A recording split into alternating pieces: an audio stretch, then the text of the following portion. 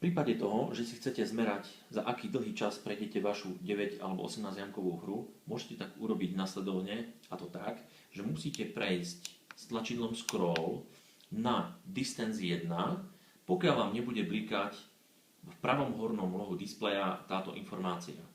Sú tu dve možnosti. Prvá možnosť je meranie 9 alebo 18 jamkovej hry a druhá možnosť je hľadanie, respektíve upozornenie pri hľadaní loptičky na 5-minútový limit. Pokiaľ vám bliká tento limit, stlačíte jednoducho tlačítko Set, ktorým spustíte 5-minútový limit. Po 5 minútach sa vám ozve 5 krát za sebou veľmi výrazný, ale jasný upozorňujúci tón. V prípade toho, že chcete prepnúť túto funkciu na meranie času vami prejdenej hry, opäť stlačíte tlačidlo Scroll. Tým, že vám bliká táto funkcia, spustením tlačidla Set vám začne merať vami stanovenú hru.